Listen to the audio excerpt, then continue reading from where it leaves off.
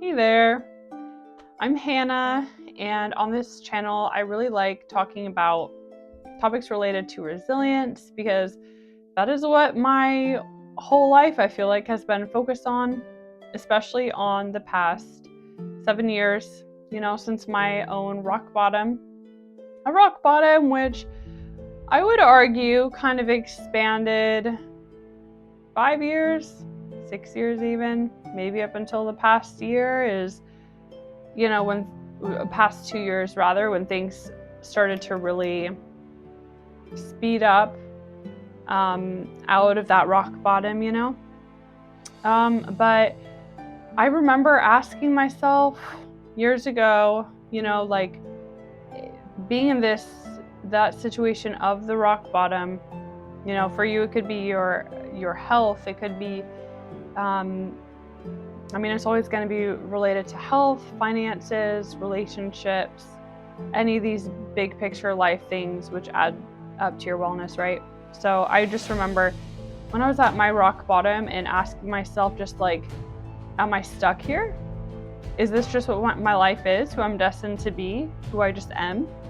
And like all of us, really, we all go through certain things in our lives that at some point we start being like, oh, I gotta take control, right? I gotta be intentional about things. I have to get clearer on things so I experience less suffering and more of what I do want.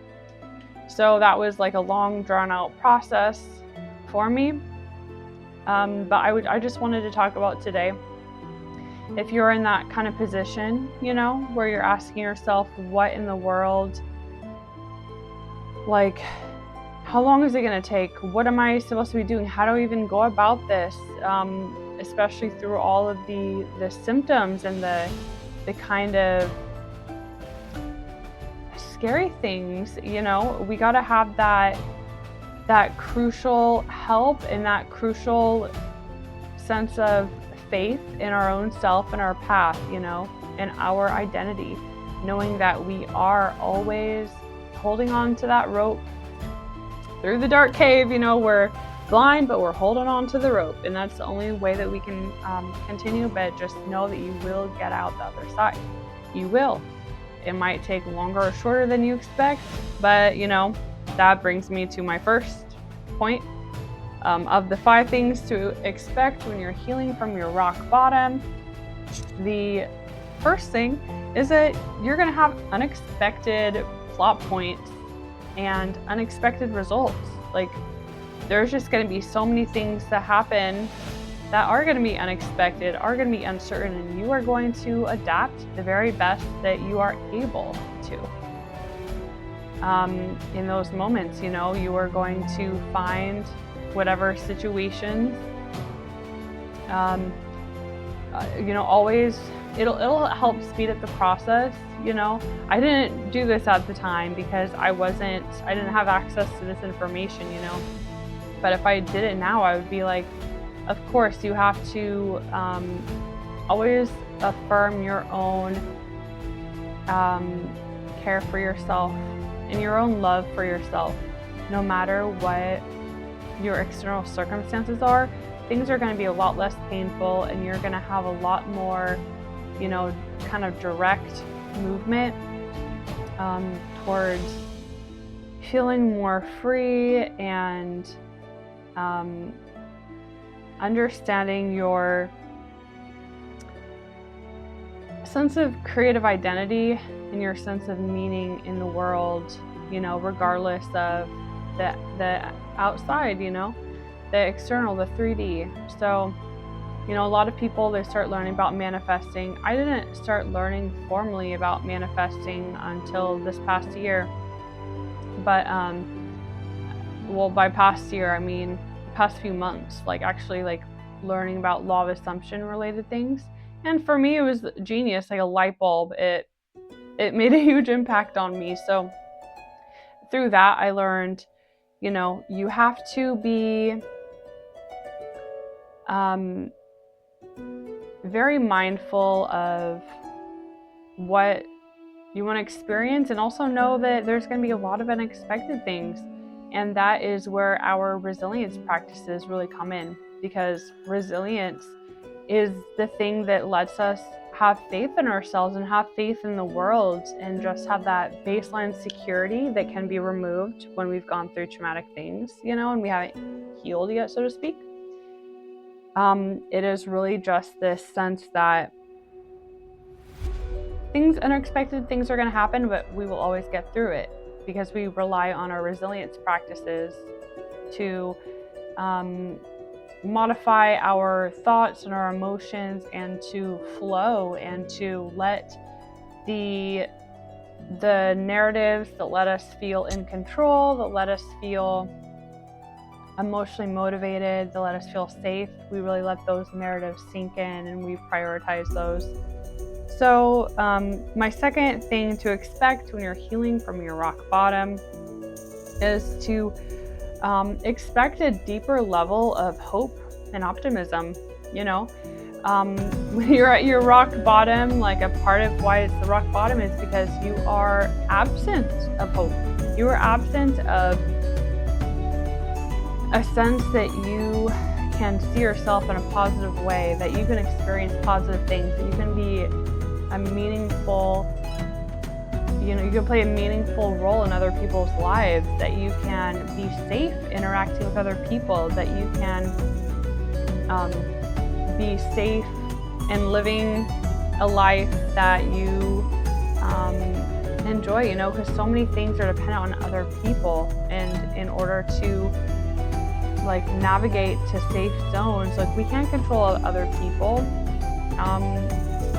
in general, but it involves having patience and the courage to work with ourselves, so that we can navigate and honor our the kind of language we need, what actually feels like love to us and comfort and safety. We have to acknowledge that in ourselves so that we can navigate ourselves into environments where we are able to feel loved and seen and safe with people. We have to be around the right people. So you will find, when you get to that point of low suffering, just so much suffering, at some point you are really going to feel I'm bored of this. I'm bored of being so negative, so angry, using the whipping kind of technique on myself to try to motivate myself, instead of using the carrot on the stick to motivate myself. Sometimes the way that we use that proverbial whipping stick, I don't know, is by worrying, causing ourselves so much worry and suffering over being what if? And something I love that my partner said recently is to combat that idea of what if, go, so what if? Your mind is what if this? What if that? You can just be so what if? We have it under control. That is part of why we have our resilience practices, is to assure ourselves that we do got this, and that we are safe, we are secure, we are in a different era of our lives than we were in the past. But, we are still working on our health, and it'll take a while for our body to catch up with our mind, where we are embodied beings, so our physiology can sometimes still really reflect the tension and the stress, and which we can then feel in our mind. And if, depending on our circumstances, like our job or everyday lifestyle, that can really add up to an overload of stress and tension in the body, which makes it so we just can't continue managing our minds to stay positive. So you got to be mindful of your life circumstances also, how that plays into it. It's a real thing, it's a real thing. So the third thing of things to expect when healing from your rock bottom is you're going to know your values. You're going to get really in touch with your values. You're going to go through experiences where you are kind of forced into making choices and into realizing, oh, this is my personal approach, this is my personal philosophy, this is personally what I believe and how I navigate through life, and I value this over this. Sometimes it's going to really set you apart, potentially, in ways that, when you're like incompatible in an environment, but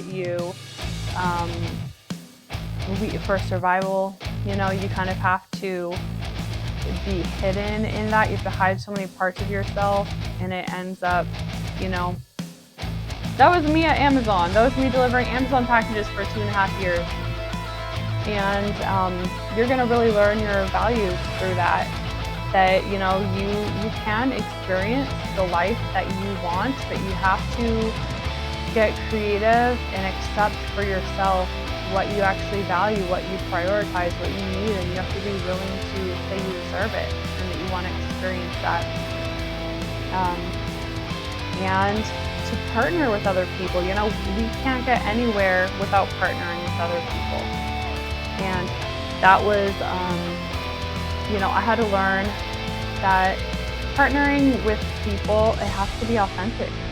Otherwise, if you're just partnering with people without it being intentional, without being clear on your values and communicating this to other people and being real about yourself of how you see their values demonstrated and what you want to experience and let into your life, if you don't do that, then you're going to have partnerships that are only that in name. They're actually not a partnership in the sense that you are mutually supporting one another towards your goals and towards, to be healthier, more stable, more hopeful, enjoying life,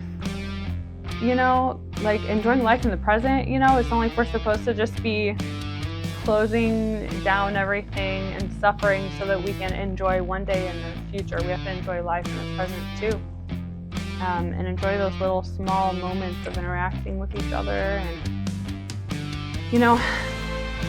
so you're gonna really just realize your values, and that is essential because a part of one of the components of resilience is to build self-confidence through having your self-defined values. And that's always going to change a little bit because we learn more about ourselves throughout life, but you're going to have your values like known to you, and you're going to, when normally you might be like knee-jerk hypercritical of yourself or wondering, did I do things okay? Should I be proud? Should I be congratulating myself and all that? You will be just realizing that you did things according to your values. So yeah, you should. It was according to your values, and that's all that we can ask. And when we acknowledge, like consciously acknowledge we're living according to our values, that's when we can really build that confidence in ourselves. And a lot of resilience practice, my resilience practice, how I've defined it for myself, it is based around regaining self-trust. And self-trust isn't just in the mind, right? It's not just like flipping a switch, using a specific chain of words in order to just magically, I trust myself. It's about letting my body trust me too. That takes time. That takes time of changing my physiology, of becoming healthier. You got to be patient for it, right? That, when we've been in situations, whether it is other people's doing necessarily or our doing, we can, our body will have extra stress on it, and often our mind, trying to be helpful, going by the best narratives it knows that it's just seen examples of in the world, our mind will try to blame ourselves as, because of course our mind is like, if I'm in control, then I can do something about it. I can be safe. I can be optimistic. But the thing is that we can't we actually don't have that much control usually, you know? We have some control, but not over things that, like, we're a part of a huge interdependent system of other people and the structure of the world that, the system of earning money in order to make a living and to have a home, and this whole system, which is a great technology, but it's still in its beginning stages on a long-term scale of, being refined into something that is much more effective on a big picture level for all of humanity. So, we have to just got a little sidetracked there, so I don't remember exactly what that thought connected to. But yeah, basically just know your values, know that you're building your confidence, and know that you got to trust yourself, because you got to rebuild that trust. Rebuild your trust in your body, and know that, like, physiologically, you took trade-offs in the past. You might have been like, okay, I really need this stability in one sense, and I don't have the knowledge, I don't have the cultural know-how, I don't have the points of reference and the narratives to understand how to access this resource. So I'm gonna majorly sacrifice this other resource in order to get, that's what happened for me. I was sacrificing my health like crazy in order to try to keep safe, in order to try to follow my dreams, stay positive, stay optimistic. And I've done that in the past when I was like all adventuring and almost that's what it ended up being. But I was, and then there was another part when I was sacrificing my health in order to try to earn money when I was working for Amazon for 2.5 years, and sacrificing mental health too, so we all make trade-offs that compromise our physiology. And, we are all learning as we go how to, try to feel safe and connected to other people in safe ways. And so much of it is we are having to learn this in real time. We weren't just handed this culture that we were born into, where we already have these base level understandings that are helpful for how to understand ourselves in the world, and we have experiences that make us realize, oh my God, this is why these things are so important and sacred and needed in the world, and our values change. So yeah, you gotta know your values and build your self-confidence and your body's sense of safety, your body's trust in your mind, basically. Gotta get the mind and body on the same page as embodied things. So the fourth thing that you can expect when you are healing from your rock bottom is appreciation for your grit, respecting yourself for how hard it truly is to get by in this world, and to keep on, how hard it is to keep on trying, to keep on feeling like you're constantly, trying to go after what you want, and stability. Like, we're talking about just like base level stability in the world, and not feeling like we want to be euthanized every day, right?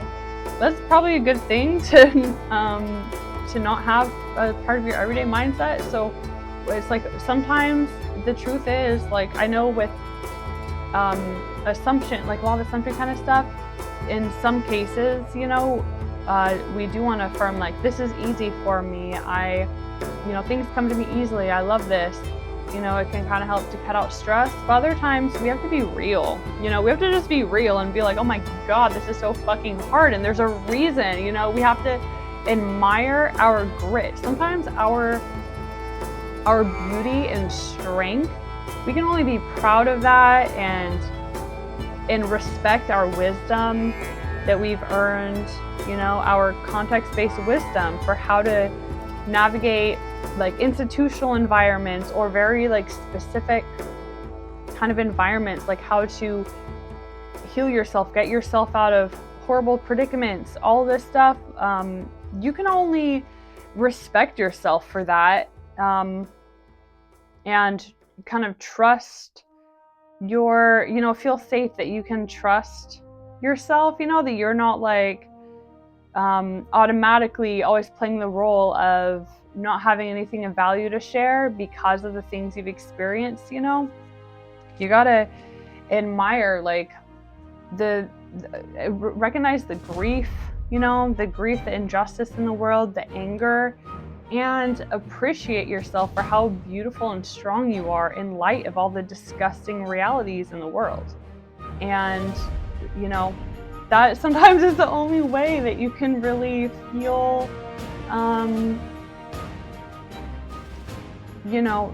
recognize your worth. And you have to recognize your worth in order to keep on progressing on your path, right? In order to do that work of showing up, being consistent in your creative projects, being whatever that looks like for you, being consistent in whatever energetic flows you use in order to exchange value for value and supply yourself a stable life.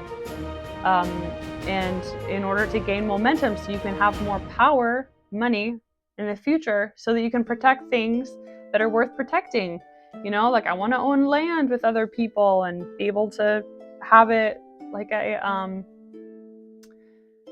land trust and be able to do permaculture things on it so that it can keep on, like money is so powerful, and we should, I think, be wanting to use, improve our ability to access money so we can care for ourselves better, and then we can be more powerful to work with other people to come together and be even more powerful to protect the things that matter for us to enjoy our life, have our dreams come true, and do something good for the world as well in the process. So yeah, sometimes we can tend to, I know I've experienced this, tending to be like, okay, well, other people haven't experienced these really gritty things that I have, therefore they are somehow more pure than me. They are more inherently wise, they are more, and I've tended to go very black or white on that. And the truth is that things are very situation specific, and it's never a good rationale to be like, oh, this person has the right perspective just because they have or haven't experienced something, Like, just because I've experienced homelessness, that doesn't mean I'm an authority on how to get out of homelessness. It's very situation specific and very specific to the unique person and personality for what they kind of need, what you need, how you can receive advice, what is accessible for you, if an angel was going to appear to you and you're going to follow the angel, whatever the angel said, how would that angel have to appear in order for you to want to listen to it, basically, So yeah, we're all very unique, and you gotta respect and honor yourself for who you are, and not see that just because you admire parts that you see about other people's lives, especially if money is involved, that doesn't automatically mean that other people have the right way. I think it's really good to be critical, especially when there's a power difference, when you can tell that other people have more power than you in a way, when they have more money, when they have maybe institutions or a position, a role, a title behind them. Don't discount yourself. I think that's something really important to practice, especially because we can be trained as, people who are recovered or people who have survived a lot. We can kind of have, a part of the way the world works at this time in history is that we did kind of had to make sacrifices as we received help. Sometimes you have to, the only way that you will receive help is if you kind of play the role that the help givers want to see you play, you know?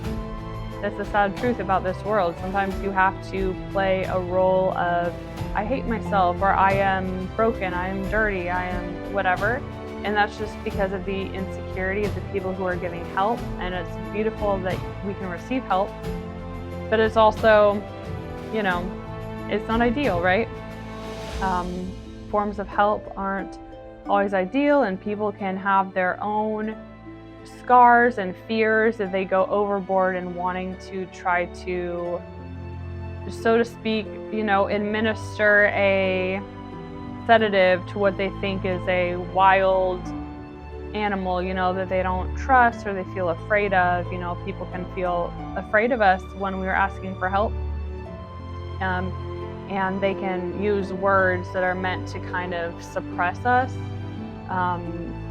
without understanding the damage they are really doing. So you have to understand for your own self, when you've survived like institutional environments or where you've had to kind of play this role of beggar, so to speak. You know, it's a lot to heal from and to learn from and to change your perspective of yourself. But it's worth it. And you gotta appreciate your grit and respect all the hard-earned wisdom you have and respect your own perspective. You know, and it takes practice. And remember also that there's a lot of people who are stuck in this learning arena, that they never even get out of it, you know, or never realize how it's affecting their life, especially if they're involved in religion, for example. So, then my fifth thing, number 5, thing to expect when you're healing from your rock bottom, it is, and I've kind of been, you know, somewhat touching on this through everything I'm talking about, but it is, you will experience a hyper awareness of words and the connotations of words. And that's because when we are, you know, when we are convinced or persuaded in this position of being like, oh my God, I'm at my rock bottom, and we start being intentional, we start getting to the point where, like, we waited way too long, right? We waited way too long. The alarm bells had been going off that we would just keep on hitting the snooze button. The alarm bells one day, they start just like, it triggers like a full-blown fire drill, and you have the water sprinklers going off and the blaring alarm, and you can't figure out how to get the alarm off because nobody knows how the system works. And, you know, you have that going on in your body and mind, right? In your rock bottom. And this can last, you know, it can kind of last for years sometimes. And it doesn't have to last that long, I truly believe. I think it only lasted that long for me and lasts that long for other people because we don't have access to the right information and resources. And we are here on the internet where we have so much access to resources. And that's what I'm helping to do, is to bring information to help make that suffering rock bottom period a lot shorter and a lot smoother to get through. So yeah, we can have these alarms going off in our body and mind. We had been hitting the snooze button, and we can finally be like, oh my God, like we are shocked into attention. We are shocked. We can become shocked. I'm not saying this is a good thing. I'm saying that it has a lot of damages associated, that it can happen, right? It can just be the way the cookie crumbles. So if you find yourself in this position, you're shocked. You're like, oh my God, like, I got to do things intentionally. I got to do things consciously. I have to get really strategic and investigative about the cause and effect of things so that I can protect myself from suffering, you know, and not protect myself because I think it's like a good value and I'm a good person. If I protect myself, other people are going to like me and approve of me. No, you start being like, no, I got to protect myself because I am in so much pain that, like, the very fabric of reality is crumbling because my brain and body aren't able to support, like, the structure of basic reality and my everyday ability to process just being alive, being a human being, processing data. And I realize if you're at that stage, you're probably not, might not be listening to this because you might just be so overwhelmed. And, you know, I know for me, would just be listening to guided meditations, for example. But if you are at that place, like, you're beautiful, you are loved, you are welcomed into this higher path. You are on that train to safety. You just have to keep on taking it day by day. And but so when we are, we start basically being like, oh my God, I gotta be strategic, I gotta be intentional, we will start to have a hyper awareness of words, because we realize, like, okay, words have different connotations. Different connotations mean I might experience different things, And I know when I was younger, when I took it so for granted, just the basic healthiness of my nervous system and my body. And I really didn't realize that, I didn't have that sensitive, hypersensitive awareness of words and the connotations surrounding, because I was just kind of like, oh, well, I'm not being harmed. Like, this is just words. And I am, just going on my merry way. And, I felt like hardy, like HARDY, like hardy, and like I could handle whatever came my way. I just kind of inherently had that in me, had that sense, because my physiology was healthy. That is the blessing of good health, basically, and self-confidence, and so after the rock bottom, you can have this hyper awareness of words and connotations, and it's a good thing. It's a blessing, because it's going to lead to you being able to reflect deeper on things and to get more particular about your values, but also be aware that this is what is happening. It is a hyper awareness, and respect it, honor yourself, but also know that this period is not meant to last forever.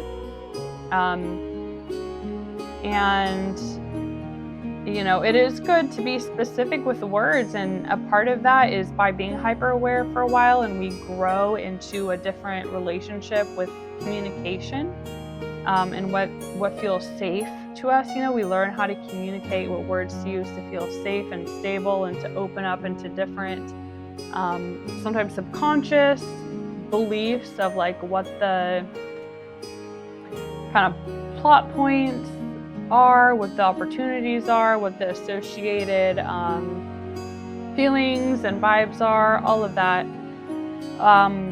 We will grow into that differently, but you gotta just have fun with it as much as you can while it's here. Like I got into Chaldean numerology, and just kind of, I used to write about it a ton, like interpreting my own positive meanings behind words. And also, part of this, it's important also to be aware that this is kind of related to OCD. And what is happening is that your body is, your body isn't feeling well. Your physiology is healing from trauma, from extreme tension, extreme stress, could be lack of sleep, like lack of proper hydration, rest, too much exercise, not enough exercise, just being like disconnected totally from your body. But it can be from substances, from the changes that happen when you stop substances, or the different changes that happen while you use them that affect your blood pressure and affect your, what's it called, like proprioception, like all that good stuff. So just realize that that these changes in your perception are happening because your body is trying to be like, okay, mind, help me problem solve, right? It's trying to recruit your mind to be strategic and problem solve. It's a normal part of anxiety. But at some point, anxiety is a coping or as a survival mechanism to like help us and help good things happen. But at some point, we have to be able to recognize, it's actually just causing me to suffer and be distracted and not be capable of showing up in my grounded, everyday life to life, or my daily day-to-day life. And it's, it can become really distracting. So it's important to be able to meditate, be able to just use affirmations like, I have faith everything is good. I have faith that, imagine somebody speaking a different language, and imagine like, what would you interpret? What would the safety and the interpretation of things be like if you couldn't understand the language that they were saying? You were just like appreciating and sensing, not off in imagination, thinking of all the words, thinking of all these potential cause and effects and worries and hopes and strategies, but thinking more about just enjoying the present moment, and communicating just to be, just appreciating being human and enjoying the environment, like looking around, not being disconnected from our five senses. I don't know if you've done that 5 senses grounding technique or anything similar. But it's really important to not just be off in our mind thinking and being hyper aware and distracted from our body's needs, distracted from our immediate reality. And it's important to use affirmations to know that our immediate reality is safe, and maybe what we now feel as safe is different from what we used to feel as safe. So it's a little bit of a learning process also to be like, well, I'm learning new things about myself. What do I need? What do I need to change about my environment, about the people, about the job, about how I move and position my body, everything. What do I need to change in order to feel nurtured and safe? That I can be an embodied being and, not just always be disconnected up in the mind. So yeah, have fun, respect that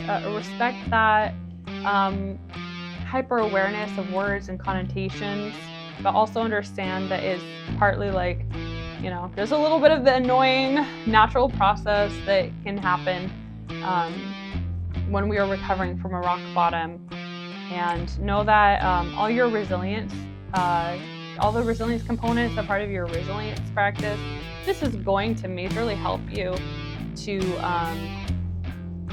use and harness some of that extra mental momentum, and to help you feel secure, help you organize yourself and have like grounded plans, and not just, you don't want that mental energy to go wild or to go wild on negative things or paranoid things, God forbid. But yeah, just expect kind of that OCD and maybe fascination, hyper awareness with words and connotations type of thing. So, I hope that you found this information useful and encouraging, and something that you can really apply to your own understanding of where you are in your life and how you can work with reality and work with all the beautiful opportunities in front of you in order to legitimize and honor your wants and the quality of life you want to have, and to continue having hope that it will continue to only get better and better, honestly. And I hope I can just be another helpful voice out there for you. And I know it can be done because I've done it and I've seen other people do it. And so if you are interested to learn more about any of the topics I've talked about with resilience, or if you want to book a free coaching session with me just to I can learn a bit more about your specific circumstances and how resilience practices can help you in your specific situation. If you're interested in that, you can check out my website. And I'm also writing a blog on Substack, which is a really cool site. I only found out about it like a couple months ago, but I like it. So, yeah. Don't be a stranger. Okay. Take care. Bye.